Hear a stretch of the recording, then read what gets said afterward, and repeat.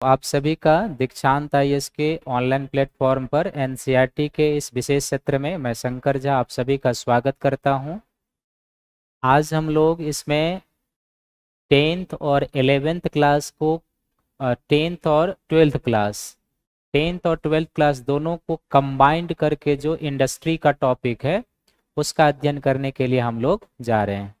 पिछली कक्षा में या पिछले क्लास में आपने मिनरल्स के बारे में पढ़ा था, जो 10th क्लास और 12th क्लास में कंबाइंड करके मिनरल्स के बारे में दिया हुआ है। वो उद्योग के बारे में हम लोग उस पिछले क्लास में भी पढ़ चुके हैं। औद्योगिक लोकेशन सब के बारे में, कुछ इंडस्ट्री के बारे में भी हम लोगों ने अध्ययन किया है, यदि आपको याद हो।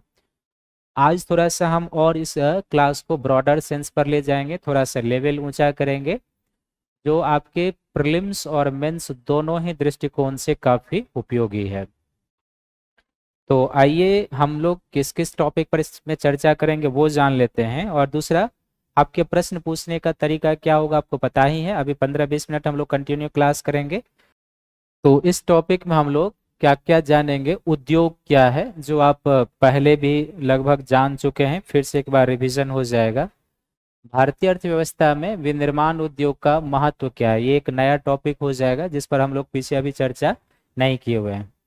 उद्योगों के स्थानीयकरण को प्रभावित करने वाले कारक, बेसिकली सिविल सर्विसेज के मेंस में यही सिलेबस में दिया हुआ है कि कहीं पर जो कोई इंडस्ट्री लोकेट होता है उसका रीजन बताइए, और उसी आधार पर यूपीएससी ने प्रश्न पूछे भी हुए हैं। तो ये दोनों बड़ा ही महत्वपूर्ण है। फिर उद्योगों का वर्गीकरण है, क्लासिफिकेशन ऑफ इंडस्ट्री, जो हम लोग पीछे भी कर चुके हैं।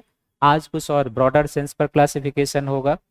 तो वर्गीकरण में आप देख रहे हैं कि कुछ कृषि आधारित, खनिज आधारित, ये हो जाएगा। फिर उद्योग और पर्यावरणीय प्रदूषण, यानी औद्योगिक कार्यों से किस प्रकार पर्यावरणीय प्रदूषण होता है वो हम लोग जानेंगे। फिर भारत में जो उदारीकरण, निजीकरण, वैश्वीकरण अपनाया गया था, कब अपनाया गया था? 1991 में। इसका औद्योगिक विकास पर क्या प्रभाव पड़ा है, यानी क्या इसके सकारात्मक इम्पैक्ट हुए हैं, क्या इसके नेगेटिव इम्पैक्ट हुए हैं, इसके बारे में हमें जान। ये भी आपके लिए एक मेंस आधारित टॉपिक है।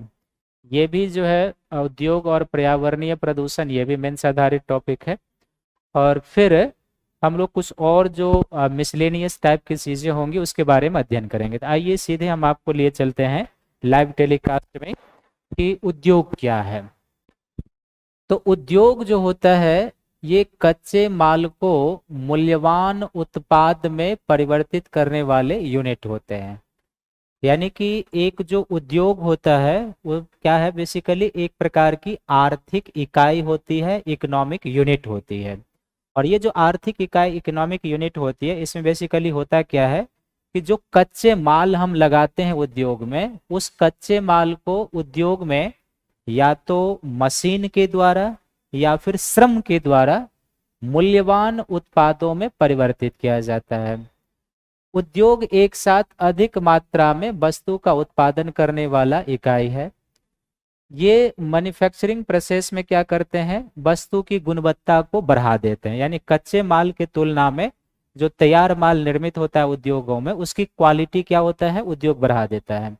और यहाँ पर जो प्रोडक्शन होता है या तो श्रम की सहायता से होता है या फिर मशीन की सहायता से। तो बेसिकली उद्योग क्या है, एक प्रकार का आर्थिक इकाई है जिसमें श्रम या मशीन के द्वारा प्रयुक्त कच्चे माल को मूल्यवान उत्पाद में परिवर्तित किया जाता है, जिससे वस्तु की गुणवत्ता भी बढ़ती है, उसका मूल्य संवर्धन होता है। ऐसे आर्थिक इकाई को हम लोग क्या कहते हैं, उद्योग कहते हैं। नेक्स्ट हो जाएगा औद्योगिक अवस्थिति को प्रभावित करने वाले कारक, यानी कहीं पर जो कोई इंडस्ट्री लोकेट होता है उसको कौन कौन से कारण प्रभावित करते हैं। जैसे समझने के लिए, यदि आप दिल्ली में हैं तो एक सिंपल सा एग्जांपल है कि दिल्ली में हिंदी माध्यम के जितने भी कोचिंग हैं, अपने दीक्षांत कोचिंग भी शामिल करते हुए, सब मुखर्जी नगर में कंसंट्रेटेड है। तो आखिर मुखर्जी नगर में क्या ऐसी चीजें हैं जो अधिकांश सिविल सर्विसेज के कोचिंग हैं, कुछ तो इसके कारण होंगे, तो ये हमें इसमें जानने हैं। इसी तरीके से कहीं पर सूती वस्त्र उद्योग लगा है, कहीं पर चीनी उद्योग लगा है, कहीं पर लौह इस्पात इंडस्ट्री लगी हुई है, तो उसके कुछ न कुछ कारण है। क्या वो सुविधाएं हैं जिसके कारण उद्योग वहां पर लगे हैं, यही हमें जानना है और यूपीएससी में यही आपसे पूछे भी जाते हैं।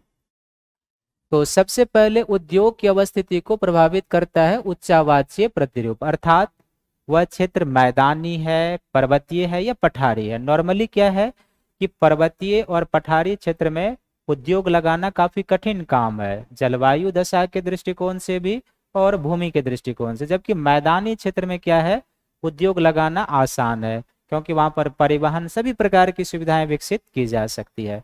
तो एक उच्चावाचीय पैटर्न जो होता है वहां उद्योग को प्रभावित, जैसे आप उदाहरण के लिए समझो, भारत में पूर्वोत्तर के राज्य हैं जो पर्वतीय क्षेत्र हैं, जो लद्दाख है, जम्मू कश्मीर संघ शासित प्रदेश है, हिमाचल है, उत्तराखंड है, इन राज्यों में उद्योग कम विकसित हुए। क्यों कम विकसित हुए हैं?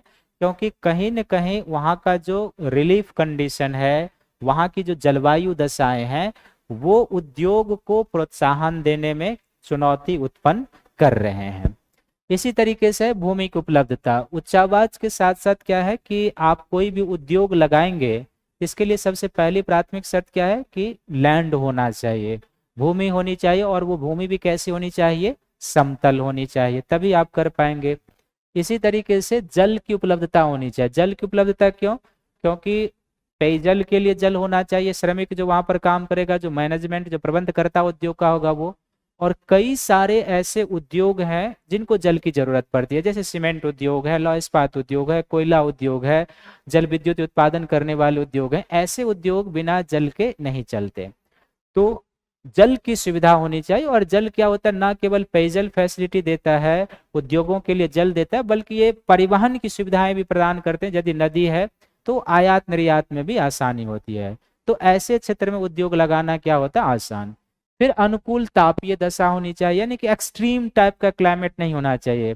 जैसे मैंने कहा कि पूर्वोत्तर का राज्य या लद्दाख है, हिमाचल प्रदेश, जम्मू कश्मीर, इन रीजनों में टेम्परेचर एक्सट्रीम हो जाती है, यानी कि काफी नीचे लद्दाख सब में कई एरिया ऐसे हैं जहाँ पर 0 या माइनस टेम्परेचर। तो ऐसे टेम्परेचर दशा में श्रमिकों के लिए काम करना काफी कठिन काम होता है। यदि बहुत हाई टेम्परेचर है तो वैसे दशा में भी श्रमिक के लिए काम करना, प्रबंधकर्ता के लिए काम करना कठिन होता है। एक अनुकूल तापमान होना चाहिए जो श्रमिक के लिए और प्रबंधकर्ता के लिए भी अनुकूल हो, वो मन से काम करे, तो एक टेम्परेचर होना। श्रम की उपलब्धता, कई बार उद्योग का जो लोकेशन होता है सस्ते श्रम और श्रम की उपलब्धता से भी प्रभावित होता है। उद्योगपति की ये कोशिश होती है वो अधिक से अधिक मुनाफा कमाए, और अधिक से अधिक मुनाफा तभी कमा सकते हैं कि जब उत्पादन लागत कम हो। और उत्पादन लागत कम होने के लिए जरूरी है कि श्रम सस्ते मिल जाए, भारी मात्रा में मिल जाए। तो कुछ ऐसे उद्योग होते हैं या उद्योगपति जो जहां पर भारी मात्रा में श्रम मिल जाए, सस्ते श्रम मिल जाए, तो उद्योग वहां पर लगाना आसान हो जाता है, क्योंकि श्रम लागत कम हो जाती है। हालांकि केवल एक ही फैक्टर नहीं है, इन सभी फैक्टरों के आलोक में आपको औद्योगिक अवस्थिति देखना है। फिर पूंजी की उपलब्धता, ये पहला और प्राथमिक शर्त है, कैपिटल। क्योंकि आप कोई उद्योग लगाओगे तो आपको भूमि, लैंड एक्यूज करना होगा, मशीनरी खरीदनी होगी, श्रमिकों को, प्रबंधकर्ताओं को, सबको वेतन देना होगा। इन सारी चीजों के लिए क्या है कि आपको विशाल पूंजी होनी चाहिए। बिना पूंजी के आप उद्योग खोलना सोच भी नहीं। एक छोटा सा स्टार्टअप भी खोलना है तो भी आपके पास कैपिटल होना चाहिए। शक्ति की उपलब्धता, यानी कि बिजली होनी चाहिए, क्योंकि इसके बिना तो कुटीर उद्योग भी नहीं चल सकते और बड़े पैमाने के उद्योग की हम बात नहीं कर सकते। आज भारत में कई ऐसे उद्योग हैं जो बिजली की कमी, शक्ति के साधनों की कमी के कारण रुग्ण पड़े हुए हैं। रुग्ण पड़े होने के कारण के अर्थ क्या है कि उनमें प्रोडक्शन नहीं हो पा रहा है, उत्पादन नहीं हो पा रहा है। तो ये भी बहुत जरूरी है।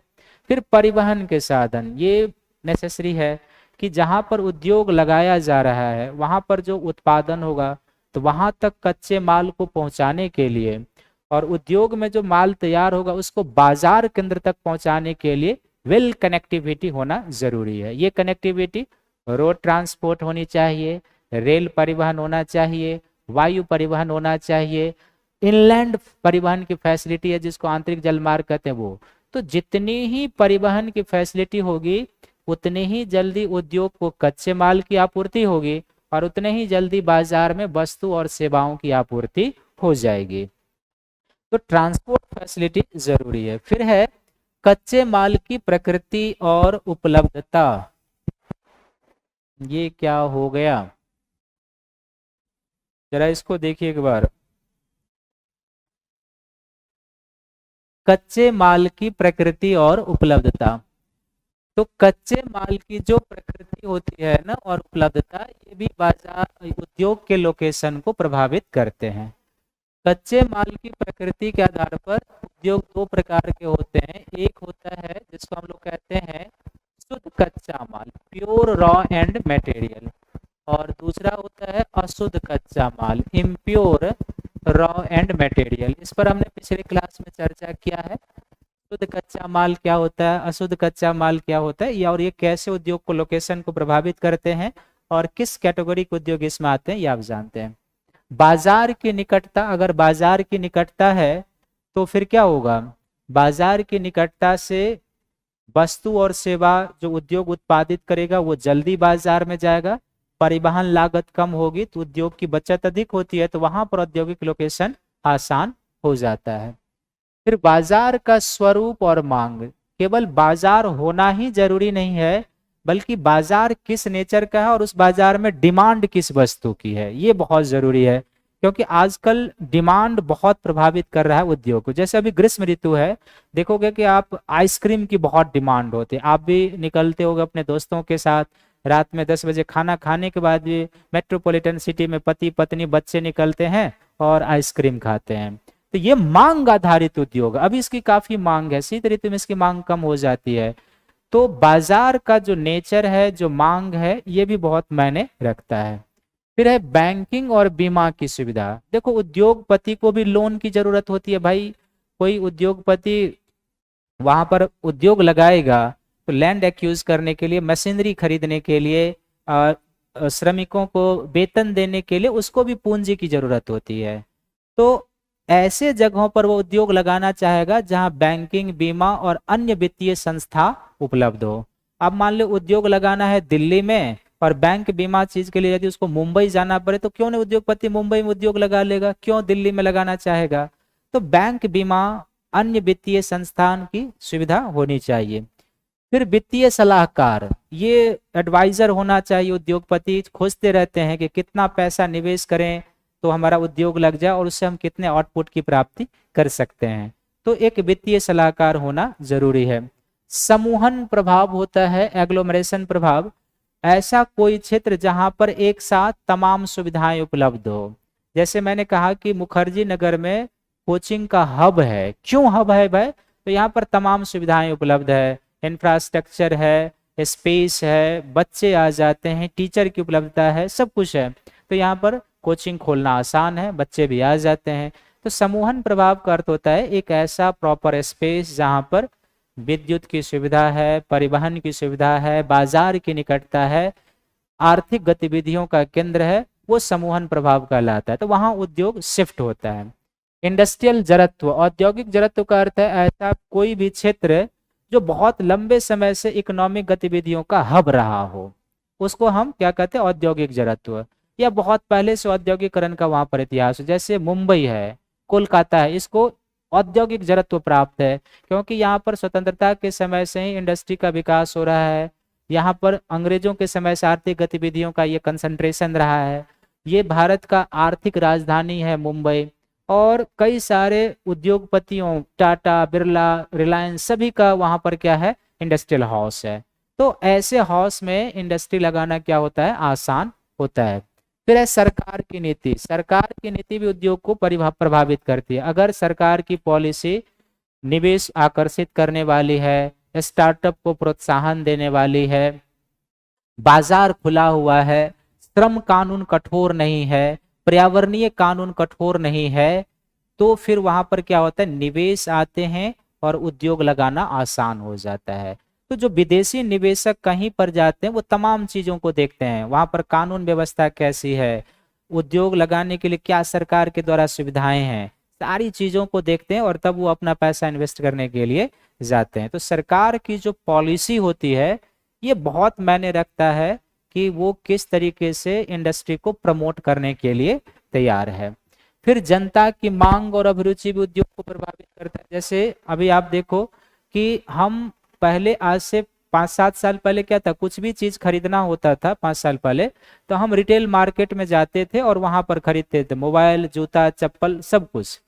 लेकिन आज क्या है कि यदि हमें एक छोटी सी पेंसिल भी खरीदनी हो तो हम रिटेल मार्केट में ना जाके ऑनलाइन शॉपिंग कर लेते हैं, अमेजन, फ्लिपकार्ट, ये वो चले जाते हैं और एवरीथिंग हम मंगा लेते हैं। तो ये हमारी क्या है, अभिरुचि है कि हम बाहर नहीं जाना चाहते हैं, घर बैठे सभी सामान मंगा लेना चाहते हैं। हमारी मांग, हमारी अभिरुचि, जैसे मैंने क्या कहा कि आइसक्रीम इंडस्ट्री है, it is a seasonal industry, और basically it's the development of ice cream industry is basically depends upon the demand of public, कि हम जो चाहते हैं वो अभी प्रोवाइड कराया जा रहा है। फिर जो बहुराष्ट्रीय कंपनियों की नीति होती है, ये भी इंडस्ट्री को प्रभावित करता है। भाई बहुराष्ट्रीय कंपनी किसको कहते हैं, तो ऐसी कंपनियां जिनके पास क्या हो कि पूंजी और टेक्नोलॉजी के बदौलत वो अपने मातृ देश से बाहर वाले देशों में भी जाकर अपने उद्योग खोल लेते हैं, आर्थिक गतिविधियां करते हैं, that is called trans multinational कंपनियां। जैसे अपने यहाँ टाटा है, बिरला है, रिलायंस है, ये सभी क्या है, एक बहुराष्ट्रीय रूप धारण कर चुके हैं। तो बहुराष्ट्रीय कंपनियों के पास इतनी पूंजी होती है, इतनी टेक्नोलॉजी होती है, उतना उनके पास रिसर्च होता है कि वो चाहे तो कहीं पर भी जाके उद्योग लगा सकते हैं। लेकिन वो कहीं पर नहीं लगाएंगे, वो लगाएंगे वहीं जहां पर उनको बेनिफिट है। लेकिन उनकी जो पॉलिसी होती है वो भी इंडस्ट्रियल लोकेशन को प्रभावित करता है। इसके अलावा जो कानून और व्यवस्था होता है, बहुत सारी चीजें ये होती है जो उद्योग को प्रभावित करता है। जैसे कानून व्यवस्था से आप समझो कि कोई उद्योगपति यदि कहीं पर 10 करोड़ रुपया लगाएगा, 1 अरब रुपया लगाएगा इंडस्ट्री के प्रमोट करने के लिए, तो जाहिर सी बात है वो चाहेगा कि वहां पर कानून व्यवस्था अच्छी हो, ताकि उसकी पूंजी की सुरक्षा हो। ऐसा ना हो कि वो 1 करोड़ रुपया लगाया और उसके बाल बच्चे गए वहां पर घूमने के लिए और वहां का जो फिरौती मांगने वाला उसके बाल बच्चे को अरेस्ट कर लिया और कहा कि अब इसको छोड़ेंगे जब भी, तो 2 खोखा हमको दो। तो ऐसे खोखा मांगने वाले जगह से इंडस्ट्रियल जो उद्योगपति होते हैं, जो इंडस्ट्रियल हाउस होते हैं, वो बचते रहते हैं। यहाँ उद्योग नहीं लगाना है, वहां लगाना है जहां पर हमारी संपत्ति की सुरक्षा हो, हमारे बच्चे, हमारे श्रमिक, हमारे वर्कर्स के जान माल की सुरक्षा हो। और ये कौन प्रोवाइड करेगा, रीजनल सरकारें प्रोवाइड कराएगी। तो दैट्स व्हाई द कानून और व्यवस्था भी जो होती है कहीं की, वो उद्योग को प्रभावित करता है। इसलिए आप देखते हैं कि भारत के कुछ राज्यों में आज भी कानून व्यवस्था उस तरीके के नहीं है, तो उद्योगपति वहां नहीं जाते हैं। कुछ राज्यों में कानून व्यवस्था अच्छी है, फिरौती नहीं चलता है, सिंगल विंडो सिस्टम है, तो वहां पर उद्योगपति अधिक जाते हैं, निवेश अधिक जाता है, इसलिए वहां का विकास का स्तर भी अधिक है। और कुछ राज्य आज भी विकास के मामले में पिछड़े हुए हैं। तो ये सभी फैक्टर हैं जो कहीं पर औद्योगिक लोकेशन को प्रभावित करते हैं। क्लियर है सभी का, कोई डाउट तो अब आप पूछ सकते हो।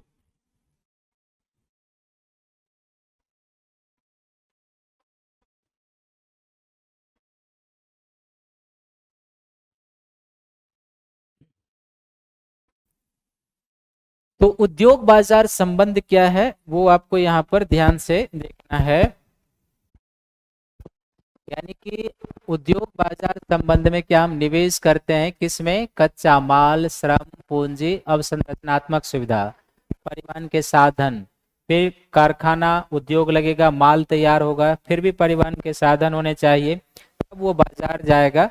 और इन सब के लिए क्या होनी चाहिए, कैपिटल आपके पास होनी चाहिए, पूंजी।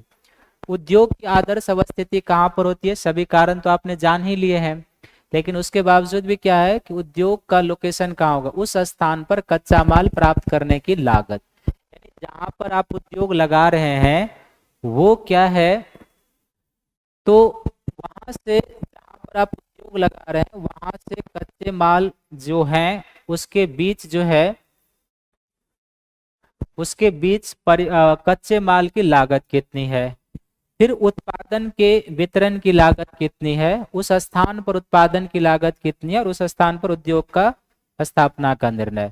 कुल मिला के इन 4 फैक्टर को देखते हुए इन चारों स्थानों के बीच का जो एरिया होगा वो उद्योग के लोकेशन का क्या होगा, आदर्श दशा होगा, आदर्श कंडीशन होगा।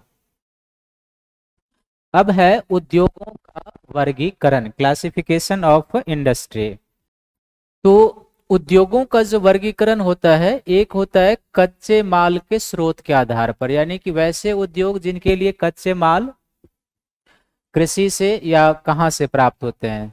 दूसरा, अर्थव्यवस्था में भूमिका के आधार पर, ऑनरशिप के आधार पर, पूंजी निवेश के आधार पर, कच्चे माल की प्रकृति के आधार पर, निर्मित उत्पादकों की प्रकृति के आधार पर। यानी कि इंडस्ट्री का जो क्लासिफिकेशन है वो 6 आधार पर किया जाता है। कौन कौन से आधार पर? तो एक, कच्चे माल के स्रोत के आधार पर। दूसरा, अर्थव्यवस्था में जो उद्योग की भूमिका होती है उसके आधार पर। तीसरा, स्वामित्व के आधार पर, यानी उद्योगों का जो ऑनरशिप होता है उसके आधार पर।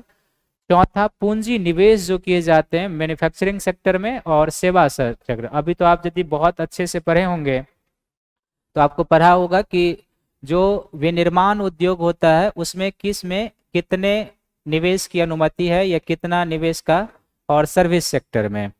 और फिर है कच्चे माल और निर्मित उत्पाद। तो कच्चे माल की प्रकृति के आधार पर उद्योग जो होते हैं 4 प्रकार के होते हैं। एक, ऐसा उद्योग जिनके लिए कच्चे माल की प्राप्ति कृषि से होती है। दूसरा होता है ऐसा उद्योग जिसके लिए कच्चे माल की प्राप्ति वन से होती है, जैसे प्लाईवुड इंडस्ट्री हो जाएगा, वनस्पति घी उद्योग हो जाएगा, शहद इंडस्ट्री हो जाएगा, ये सब कागज इंडस्ट्री हो जाएगा। ये सब क्या है? वन आधारित। माचिस इंडस्ट्री वन आधारित। कृषि आधारित उद्योग का अर्थ है कि जिनके लिए कच्चे माल की प्राप्ति कृषि से होती है। तो जैसे सूती वस्त्र उद्योग है, जूट इंडस्ट्री है, रेशमी वस्त्र उद्योग है, शुगर केन इंडस्ट्री है, ये सब क्या है? कृषि आधारित उद्योग है। तीसरा है खनिज आधारित उद्योग, अर्थात वह उद्योग जिनके लिए कच्चे माल खनिज से आती है, माइनिंग करके आती है, जैसे एल्युमिनियम उद्योग है, लौह इस्पात उद्योग है, कोयला इंडस्ट्री है। These all are the based on mining. तो कच्चे माल के खनिज और उद्योग द्वारा निर्मित कच्चे माल पर आधारित। जैसे क्या होता है कि कहीं पर जब इंडस्ट्रियल कॉम्प्लेक्स लगता है, जैसे जमशेदपुर जो है एक इंडस्ट्रियल कॉम्प्लेक्स है। इंडस्ट्रियल कॉम्प्लेक्स का अर्थ होता है कि ऐसा कोई क्षेत्र जहां पर एक कोर उद्योग है और उस कोर उद्योग पर आधारित अन्य उद्योग विकसित हो जाए, दैट इज कॉम्प्लेक्स। तो कोर उद्योग से जो चीजें बहुत सारी निकलती है वो अन्य उद्योग के लिए कच्चे माल के रूप में आ जाता है। तो इस तरह से कच्चे माल के आधार पर उद्योग 4 प्रकार के होते हैं: कृषि आधारित, वन आधारित, खनिज आधारित और उद्योग द्वारा निर्मित कच्चे माल पर आधारित उद्योग। नेक्स्ट है अर्थव्यवस्था में भूमिका के आधार पर।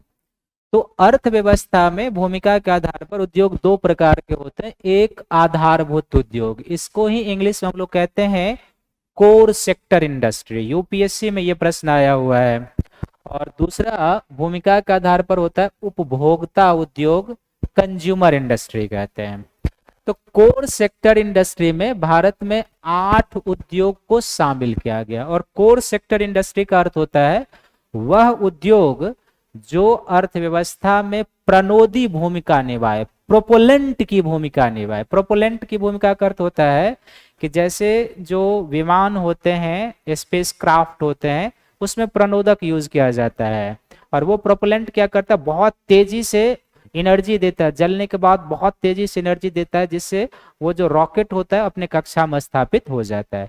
ठीक उसी तरीके से वह उद्योग जो अर्थव्यवस्था में प्रणोदी भूमिका निभाए, बूस्ट प्रदान करे, उसको हम लोग कोर सेक्टर इंडस्ट्री कहते हैं। दूसरा, अर्थात ये जो उद्योग होते हैं ना, अर्थव्यवस्था में धुरी की भूमिका निभाते हैं और इस उद्योग पर आधारित अन्य उद्योग भी विकसित होते हैं। तो भारत में 8 उद्योग में कोयला, कच्चा तेल, प्राकृतिक गैस, रिफाइनरी, उर्वरक, स्टील उद्योग, सीमेंट एंड बिजली, ये सभी क्या है? 8 जो उद्योग है इनको कोर सेक्टर इंडस्ट्री का दर्जा दिया गया।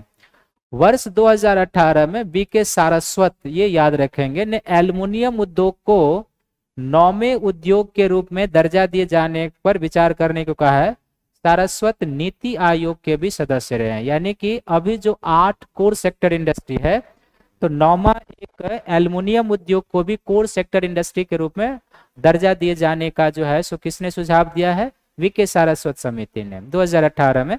और वीके सारस्वत कौन? तो नीति आयोग के सदस्य भी ये रहे हुए हैं। और कंज्यूमर इंडस्ट्री का अर्थ है जो उत्पाद उपभोक्ताओं के सीधे उपयोग हेतु होते हैं, जैसे चीनी, चाय के लिए, दंत मंजन, दांत साफ करने के लिए, कागज, सिलाई मशीन इत्यादि, ये सभी क्या है, कंज्यूमर इंडस्ट्री है। तो अर्थव्यवस्था में भूमिका के आधार पर इंडस्ट्री दो प्रकार का होता है, one is called core sector industry and second is called consumer industry. Core sector industry क्या होता है वो आपको बताया है, आप जरूर नोट्स कर लीजिएगा। नेक्स्ट है स्वामित्व के आधार पर, ऑनरशिप के आधार पर उद्योग चार प्रकार के होते हैं, एक सार्वजनिक क्षेत्र, एक निजी क्षेत्र, एक संयुक्त क्षेत्र, एक सहकारी क्षेत्र। तो सार्वजनिक क्षेत्र इंडस्ट्री को ही हम लोग पब्लिक सेक्टर अंडरटेकिंग कहते हैं, अर्थात वह उद्योग जो सरकार के अधीन है, जिसका प्रबंधन सरकार के द्वारा किया जाता है, नियंत्रण दिशा निर्देशन सरकार के द्वारा किया जाता है, उसको हम लोग क्या कहते हैं, सार्वजनिक क्षेत्र उद्योग या पब्लिक सेक्टर इंडस्ट्री के नाम से भी जाना जाता है। निजी क्षेत्र उद्योग जिसका प्रबंधन, रख रखाव, दिशा निर्देशन किसी खास व्यक्ति, किसी खास संगठन, किसी खास इंडस्ट्रियल हाउस के द्वारा किया जाए, उसको हम लोग निजी क्षेत्र उद्योग कहते हैं। जैसे रिलायंस निजी क्षेत्र का उद्योग है।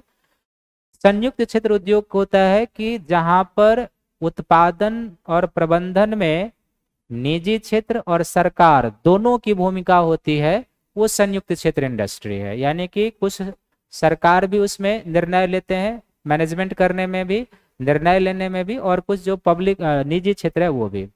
जबकि सहकारी क्षेत्र जो होता है, कोऑपरेटिव सेक्टर, जिसका स्वामित्व कच्चे माल की आपूर्ति करने वाले उत्पादकों, श्रमिकों या दोनों के हाथ में, यानी कि जिसका स्वामित्व कच्चे माल की आपूर्ति करने वाले उत्पादकों या फिर श्रमिकों या फिर जो प्रोड्यूसर है, दोनों के हाथ में है, तो उसको हम लोग क्या कहते हैं, सहकारी क्षेत्र इंडस्ट्री कहते हैं। लाभ और हानि का विभाजन भी अनुपातिक रूप से होता है। उसे सरकारी उद्योग, जैसे महाराष्ट्र में ये सरकारी नहीं समझे इसको, महाराष्ट्र के चीनी उद्योग और केरल का नारियल उद्योग, ये सभी सहकारी क्षेत्र में है। और महाराष्ट्र के जो दक्षिण भारत का अधिकांश समझो आप शुगर केन इंडस्ट्री जो है वो सहकारी क्षेत्र के द्वारा प्रमोट है। इसलिए यूपीएससी में क्वेश्चन पिछले वर्षों में पूछा हुआ, if you seen the previous year question bank, कि why sugarcane industry shifted towards South India, because the sugarcane का हार्टलैंड प्रदेश जो है वो उत्तर भारत को माना जाता था इन 1970 डिकेड, 60 के डिकेड तक, जिसमें बिहार और यूपी का मुख्य स्थान था। बट आफ्टर 1970 या 1916 डिकेड ये एक प्रवृत्ति हो गई कि जो शुगर केन इंडस्ट्री है वो दक्षिण भारत की ओर शिफ्ट हो रहे हैं। उसका रीजन पूछा हुआ, व्हाट इज द रीजन? तो कई सारे रीजन है, लेकिन आप एक जान लो कि जो दक्षिण भारत के शुगर केन इंडस्ट्री है, चाहे वो महाराष्ट्र के हो, कर्नाटक के हो या तमिलनाडु के, वो कोऑपरेटिव सेक्टर के द्वारा प्रमोट किए हुए इंडस्ट्री हैं, इसलिए ये शिफ्ट हो रहे हैं उधर की ओर। तो स्वामित्व के आधार पर। नेक्स्ट है पूंजी निवेश के आधार पर। तो निवेश के आधार पर एक कुटीर उद्योग, एक सूक्ष्म उद्योग, एक लघु उद्योग और एक मध्यम उद्योग, ये चार है। और वैसे भी आप देखोगे तो ये जो निवेश के आधार पर खासकर ये तीन है, इसको भी सरकार ने दो कैटेगरी में रखे हुए हैं। एक विनिर्माण क्षेत्र का यदि कोई उद्योग है, तो विनिर्माण क्षेत्र के उद्योग में यदि कोई सूक्ष्म उद्योग है, कोई लघु उद्योग है, कोई मध्यम उद्योग है, तो कितने निवेश की सीमा होगी? आप लोग पढ़ते होगे, बताओ, एनसीईआरटी में दिया नहीं है लेकिन हमने आपको बताया। और अगर वो सेवा क्षेत्र का उद्योग है तो फिर कितने निवेश की होगी? तो पूंजी निवेश के आधार पर कुटीर उद्योग, सूक्ष्म उद्योग, लघु उद्योग और मध्यम उद्योग, ये चार क्लास में रखे जाते हैं। कुटीर उद्योग नॉर्मली उसको कहते हैं जो घर के लोगों के द्वारा और घर के लोगों के द्वारा जुटाई हुई पूंजी से चलती है, वो कुटीर उद्योग है। बाकी इन उद्योगों के प्रमोट के लिए सरकार ने बहुत सारी पॉलिसी बनाई।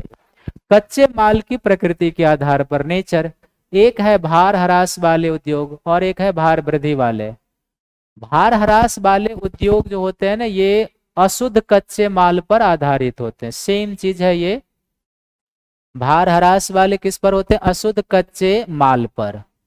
और जो भार वृद्धि वाले होते हैं, ये उद्योग जो होते हैं शुद्ध कच्चे माल पर आधारित होते हैं, प्योर रॉ एंड मटेरियल।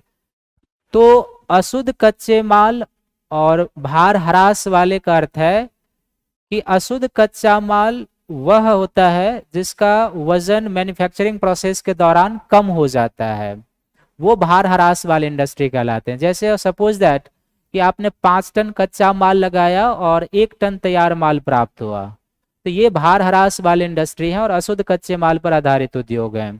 और इसका सबसे बेस्ट एग्जाम्पल है चीनी उद्योग। चीनी उद्योग और जो माइनिंग बेस्ड इंडस्ट्री होता है वो सभी अशुद्ध कच्चे माल और भार ह्रास वाले उद्योग होते हैं। आप 5 टन गन्ना लगाओगे तो आपको लगभग 1 टन चीनी की प्राप्ति होती है। तो अशुद्ध कच्चे माल वाले जो भी उद्योग होंगे वो जहां पर कच्चे माल होते हैं वहीं पर लगाए जाएंगे, दूर जाकर नहीं लगाए जा सकते। क्योंकि वेबर का एक औद्योगिक मॉडल है जो हम लोग ऑप्शनल पेपर में पढ़ाते हैं, वो कहते हैं कि अगर अशुद्ध कच्चे माल पर आधारित उद्योग को दूर ले जाकर लगाया जाएगा तो परिवहन लागत अधिक होगी, इंडस्ट्री को लॉस हो जाएगा। तो परिवहन लागत बचत के दृष्टिकोण से अशुद्ध कच्चे माल भार ह्रास वाले उद्योग कच्चे माल के क्षेत्र में लगाए जाएंगे। Sugar cane industry is the best example of these type of industry. And भार उद्योग वाले का अर्थ है कि जिसका वजन मैन्युफैक्चरिंग प्रोसेस में घटता नहीं, अर्थात आपने 5 टन कच्चा माल लगाया और 5 टन तैयार माल आपको मिल गया, वो भार वृद्धि वाले उद्योग हैं। जैसे जो भारत में टेक्सटाइल इंडस्ट्री है ये भार वृद्धि वाले या शुद्ध कच्चे माल पर आधारित उद्योग है। इसका अर्थ ये होता है कि आप 5 टन कपास लगाओगे तो 5 टन तैयार वस्त्र भी आपको प्राप्त हो जाएगा। तो ऐसे उद्योग कहीं भी लगाए जा सकते हैं, जहां पर कच्चे माल का उत्पादन होता है वहां पर भी, जहां पर उसका बाजार है वहां पर भी ट्रांसपोर्टिंग कॉस्ट सेम आएगी। तो ऐसे उद्योग कहीं भी लगाए जा सकते हैं। और यूपीएससी में ये प्रश्न पूछा हुआ है कि भारत में सूती वस्त्र उद्योग का डिसेंट्रलाइज डेवलपमेंट हुआ है, इसका रीजन बताइए। इसके कई रीजन है बट एक रीजन ये जरूर है कि सूती वस्त्र उद्योग जो है वो शुद्ध कच्चे माल पर आधारित उद्योग है। तो ऐसे उद्योग वहां भी लगाए जा सकते हैं जहां पर कपास का उत्पादन नहीं होता। जैसे यूपी कपास का उत्पादन नहीं होता बट यूपी में आगरा, मेरठ, यहाँ पर गाजियाबाद, इन क्षेत्रों में काफी सूती वस्त्र उद्योग विकसित है। पश्चिम बंगाल में सूती वस्त्र उद्योग कोलकाता में विकसित है। पूर्वोत्तर के राज्यों में गुवाहाटी में सूती वस्त्र उद्योग है। बिकॉज कपास जो है, कॉटन जो एक प्योर रॉ मटेरियल है, इसको ट्रांसपोर्ट करके कहीं भी ले जाया जा सकता है, ट्रांसपोर्टेशन कॉस्ट जो होगा इक्वल आएगा। तो ये कच्चे माल की प्रकृति के आधार पर है। निर्मित उत्पादों की प्रकृति यानी उद्योग जो उत्पाद तैयार करते हैं उसके आधार पर, तो उसके आधार पर क्या है, एक धातु कर्म होता है उद्योग, मेटलर्जी उद्योग, दूसरा यांत्रिक इंजीनियरिंग उद्योग, तीसरा रासायनिक और उससे जुड़े हुए उद्योग, चौथा वस्त्र उद्योग, पांचवा खाद्य प्रसंस्करण उद्योग, छठा विद्युत उत्पादन करने वाले, सातवां इलेक्ट्रॉनिक उद्योग और आठवां संचार उद्योग। तो उद्योगों के द्वारा जो निर्मित उत्पाद होते हैं उसकी प्रकृति के आधार पर उद्योग कितने प्रकार के होते हैं, 8 प्रकार के। कौन कौन है, धातु कर्म मेटलर्जी इंडस्ट्री, यांत्रिक और engine mechanical and engineering industry, रासायनिक और संबंध यानी कि जो भी पेट्रोकेमिकल्स फर्टिलाइजर सब इसमें आ जाएगा, वस्त्र उद्योग, फूड प्रोसेसिंग इंडस्ट्री, विद्युत उत्पादन और से रिलेटेड इलेक्ट्रॉनिक उद्योग। इलेक्ट्रॉनिक उद्योग में वो तमाम सॉफ्टवेयर और चीजें आ जाएगी, हार्डवेयर जो इलेक्ट्रॉनिक से जुड़े हुए हैं, एंड संचार उद्योग कम्युनिकेशन इंडस्ट्री। तो ये निर्मित उत्पाद की प्रकृति के आधार पर है। भारत में लौह इस्पात उद्योग का विकास, तो यहां तक क्लियर है सभी का उद्योग का क्लासिफिकेशन।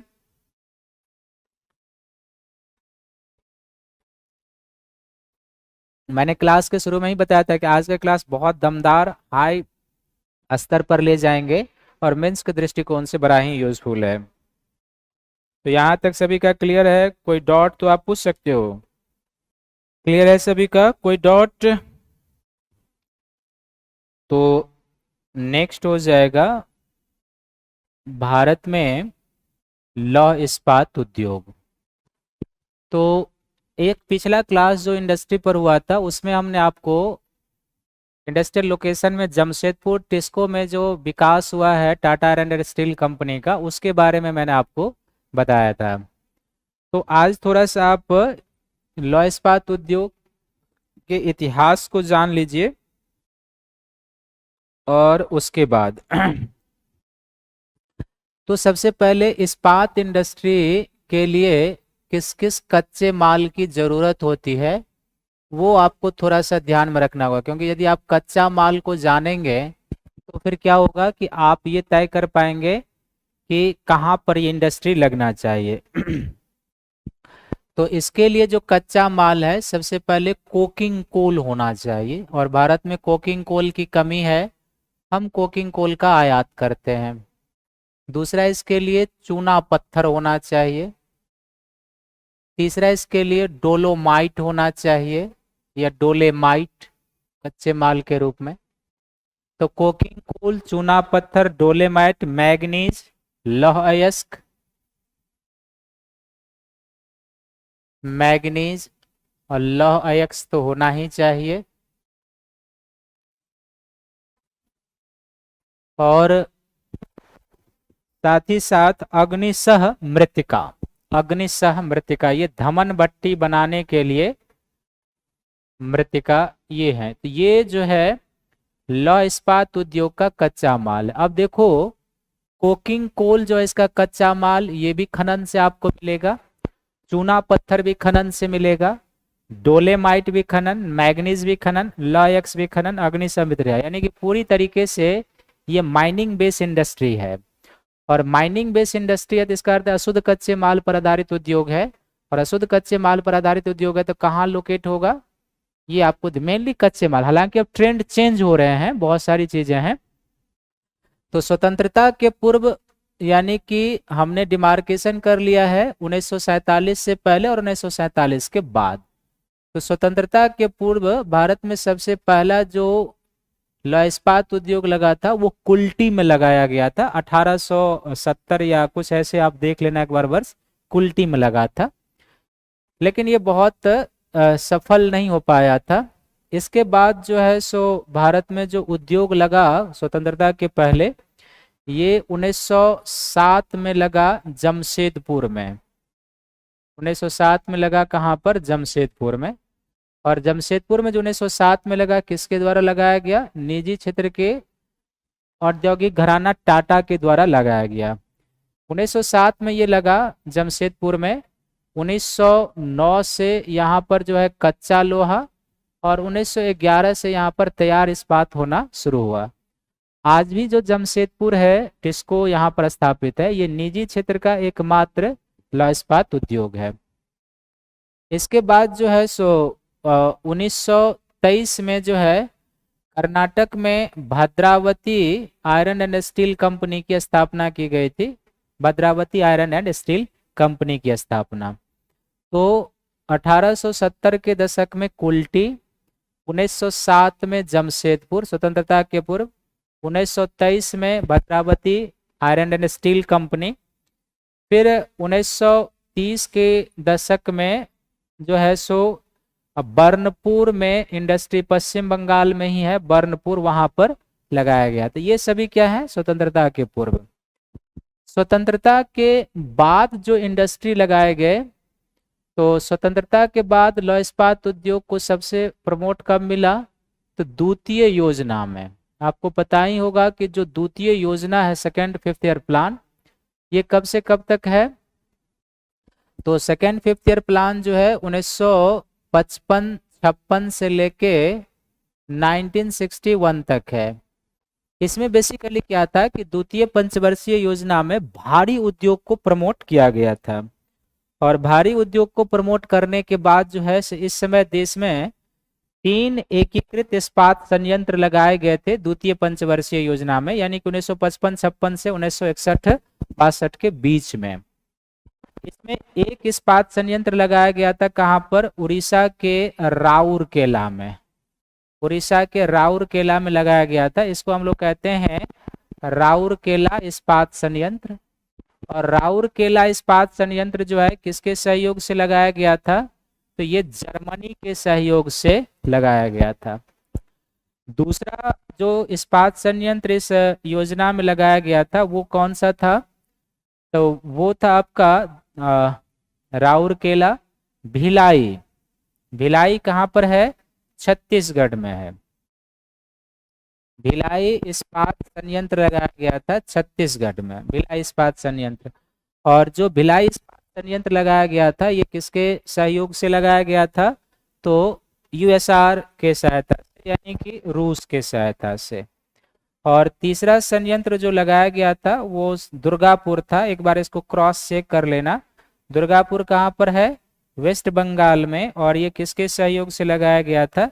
ब्रिटेन के सहयोग से लगाया था। क्या ये मैं सही लिखा हूँ?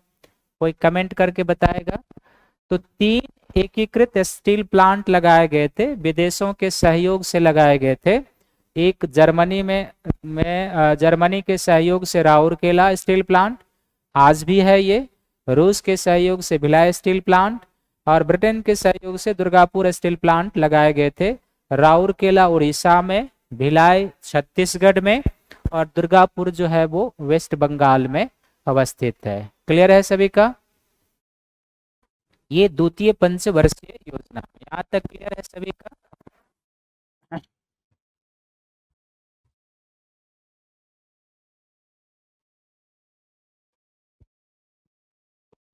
अब स्वतंत्रता के बाद ही इसी फ्रेम में रहेंगे। स्वतंत्रता के बाद तृतीय योजना ये कब से कब तक हो जाएगा? तो 1961-62 से कब हो जाएगा?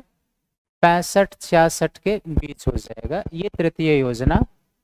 इस तृतीय योजना में एक और स्टील प्लांट लगा जिसको हम लोग कहते हैं Bokaro steel plant. Bokaro steel plant लगा था। और बोकारो स्टील प्लांट जो है ये कहाँ पर अवस्थित है? तो ये झारखंड में अवस्थित है। झारखंड में इसे लगाया गया था। और ये जो झारखंड में बोकारो स्टील प्लांट लगाया गया था किसके सहयोग से? तो फिर एक बार रूस के सहयोग से लगाया गया था। तो यहाँ पर प्रश्न सब क्या हो सकता है पीटी में? किस तरीके से पूछा जा सकता है कि एक प्रश्न तो ये हो सकता है कि द्वितीय पंचवर्षीय योजना में कौन सा स्टील प्लांट लगाया गया? तो द्वितीय पंचवर्षीय योजना में राउरकेला, भिलाई और दुर्गापुर स्टील प्लांट लगाए गए। दूसरा प्रश्न ये हो सकता है कि राउरकेला, भिलाई और दुर्गापुर स्टील प्लांट जो है किन देशों के सहयोग से लगाए गए? मैच करने के लिए आ सकता है जर्मनी, रूस, ब्रिटेन ये। फिर एक प्रश्न ये भी हो सकता है कि तृतीय पंचवर्षीय योजना में कौन सा स्टील प्लांट लगाया गया? तो बोकारो स्टील प्लांट और किसके सहयोग से? तो रूस के सहयोग से। और राज्यों को भी मैच करने के लिए आ सकता है कि राउरकेला कहाँ पर है, भिलाई कहाँ पर है, दुर्गापुर कहाँ पर है और बोकारो स्टील प्लांट जो है वो कहाँ पर है, ये आपको ध्यान में रखना है। चतुर्थ पंचवर्षीय योजना में जो है यहाँ तक, तृतीय पंचवर्षीय योजना तक जो है विदेशी पूंजी के सहयोग से स्टील प्लांट लगाया गया था। लेकिन चतुर्थ पंचवर्षीय योजना में अपनी पूंजी भारत सरकार ने निवेश की थी और अपनी पूंजी निवेश करके 3 स्टील प्लांट इस योजना में लगाए गए थे। तो वो 3 स्टील प्लांट कौन कौन लगाए गए? तो एक स्टील प्लांट इसमें लगाया गया संयंत्र। कौन लगाया गया? विजयनगर लगाया गया, विजयनगर इस्पात संयंत्र ये लगाया गया। दूसरा इसमें लगाया गया विशाखापत्तनम इस्पात संयंत्र। विशाखापत्तनम इस्पात संयंत्र। और तीसरा इसमें लगाया गया सलेम या सेलम इस्पात संयंत्र। इसमें विजयनगर इस्पात संयंत्र जो है ये कर्नाटक में अवस्थित है। जो विशाखापत्तनम इस्पात संयंत्र है ये आंध्र प्रदेश में। और जो सेलम है ये कहाँ पर अवस्थित है? तमिलनाडु में। इसमें जो विशाखापत्तनम इस्पात संयंत्र है ये यहाँ पर कोई भी कच्चा माल नियर अबाउट में उपलब्ध नहीं है, इसके बावजूद भी यहाँ पर उद्योग लगाए गए। तो ये एक्सपोर्ट ओरिएंटेड है और तट आधारित जो है भारत का पहला लौह इस्पात इंडस्ट्री माना जाता है। तो ये इस तरीके से। और अभी जो है कई सारे लौह इस्पात उद्योग जो है प्रस्तावित है। उड़ीसा के कलिंग नगर में है, उड़ीसा के जटाधारी में है, इसके अलावा जो है सो महाराष्ट्र के डॉल्बी में है, पश्चिम बंगाल के आसनसोल में है। कई जगह पर जो है उद्योग जो है सो वापस ये फिर से लगाए जाने हैं। अब इसमें ये तो फैक्चुअल सेक्शन है जो मैंने आपको बताया है, ये एग्जाम में आएगा स्टेट पीसीएस में, कई बार यूपीएससी में। लेकिन यहाँ से मेंस में ये प्रश्न आपसे पूछ सकता है कि विशाखापत्तनम इस्पात संयंत्र जो है, यहाँ पर कोई कच्चा माल नहीं है फिर भी ये उद्योग लगाए गए हैं, तो विशाखापत्तनम इस्पात संयंत्र के स्थानीयकरण का कारण बताइए। ये या यूपीएससी के प्रीवियस वर्षों का आपने प्रश्न पत्र देखा होगा, तो उसमें ये प्रश्न पूछा है कि विश्व में लौह इस्पात उद्योग के स्थानीयकरण के बदलते हुए प्रवृत्ति के बारे में बताइए। तो पहले जो लौह इस्पात उद्योग का स्थानीयकरण हो रहा था, एक मैंने आपको बताया है, स्लाइड लेके ही पिछली क्लास में, आपको याद होना चाहिए कि 1870 तक कैसे इंडस्ट्री का डेवलपमेंट था लौह इस्पात उद्योग का, 1870 से लेकर 1950 तक कैसे डेवलपमेंट, और 1950 के बाद जो है वो कैसे डेवलपमेंट हुआ था, ये हमने आपको बताया था। भारत में अगर आप लौह इस्पात उद्योग के स्थानीयकरण की प्रवृत्ति को देखोगे पैटर्न, तो भारत में 4 प्रवृत्ति दिखाई देती है। 4 प्रवृत्ति क्या है? एक है कोयला स्रोत के निकट, कोकिंग कोल जहां पर है कोयला स्रोत पर आधारित। दूसरा जो है वो बेसिकली क्या है, कोयला और लौह अयस्क स्रोत पर, कोयला और लौह अयस्क स्रोत पर आधारित, कोयला और लौह अयस्क स्रोत।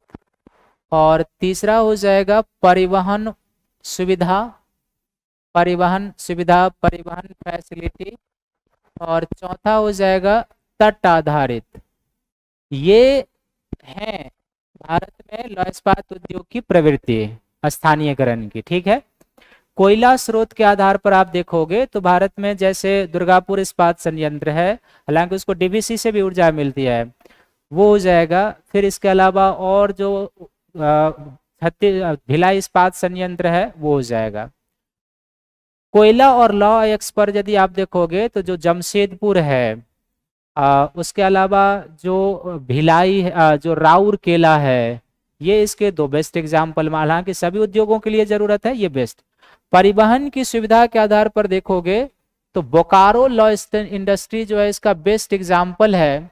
और बोकारो लॉ इंडस्ट्री जो है भारत में बेबर के मॉडल को फॉलो करते हुए स्थापित किया गया। एक्चुअली होता क्या है कि जो राउरकेला में इस्पात संयंत्र लगा है, उस राउरकेला इस्पात संयंत्र को कोयले की प्राप्ति होती है झरिया से। तो राउरकेला और झरिया के बीच में है बोकारो।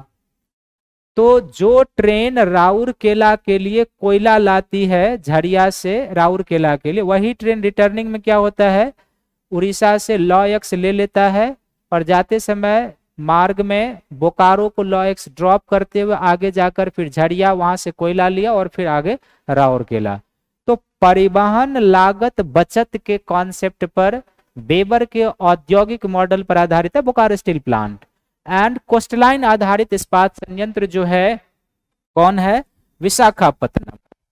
तो विशाखापत्तनम जो लौह इस्पात संयंत्र है ये कोस्टलाइन आधारित है, बिल्कुल यहाँ पर हो जाएगा विशाखापत्तनम, वाइजैक कहते हैं इसको, विशाखापत्तनम। तो विशाखापत्तनम में जो लौह इस्पात उद्योग लगाया गया है, इसके मूल उद्देश्य क्या है, एक्सपोर्ट ओरिएंटेड है। तो यहाँ पर लौह अयस्क की जो प्राप्ति होती है वो छत्तीसगढ़ में जो बैलाडीला लौह अयस्क की खान है, वहां से इसे लौह अयस्क की प्राप्ति होती है बैलाडीला से। कलकत्ता चेन्नई रेल मार्ग की इसे सुविधा है भारी वस्तु के परिवहन के लिए, तो कलकत्ता चेन्नई रेल मार्ग की सुविधा है। विशाखापत्तनम बंदरगाह से आयात निर्यात की इसे सुविधा है। और जो लौह अयस्क की प्राप्ति छत्तीसगढ़ के बैलाडीला कुछ उड़ीसा से होती है।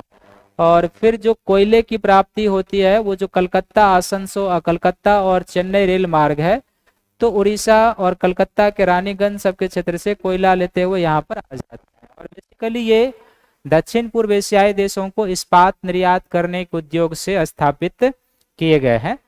तो ये एक रिसेंट ट्रेंड है। इसी तरीके से आपको एग्जाम में लिखना होगा कि भाई साहब ये उद्योग स्थापित है, इसके पीछे लॉजिक क्या है। क्लियर है सभी का, कोई डाउट? वस्त्र उद्योग एवं उसका स्थानीयकरण। लौ इस्पात उद्योग सभी का क्लियर है, कोई डाउट, कुछ पूछना है किसी को? तो आज क्लास को यहीं एंड करूंगा। सूती वस्त्र उद्योग का स्थानीयकरण में और वस्त्र उद्योग, हम इसका एक फ्रेम बना देते हैं, उसके आप हिसाब से चलिएगा। तो सूती वस्त्र उद्योग का एक सेगमेंट होगा महत्व, इंपॉर्टेंस क्या है अर्थव्यवस्था में। दूसरा सूती वस्त्र उद्योग का विकास, डेवलपमेंट। तो सूती वस्त्र उद्योग के विकास को आपको दो चरणों में बांटकर देखना है। एक आजादी से पहले, आजादी से पहले। तो यहाँ पर एक चीज आपको याद रखना है कि आजादी से पहले हमारे यहाँ, आजादी से पहले हमारे यहाँ प्रत्येक प्रकार के उद्योगों का सीमित विकास हुआ। क्यों सीमित विकास हुआ? उसके लिए ब्रिटिश इकोनॉमिक पॉलिसी, उनकी व्यापारिक, उनकी जहाजरानी, उनकी ट्रेड, उनके यहाँ जो इंडस्ट्रियल क्रांति हो रही थी वो सब जिम्मेदार था। और फिर आजादी के बाद, आजादी के बाद किस तरीके से सूती वस्त्र उद्योग का विकास हुआ है।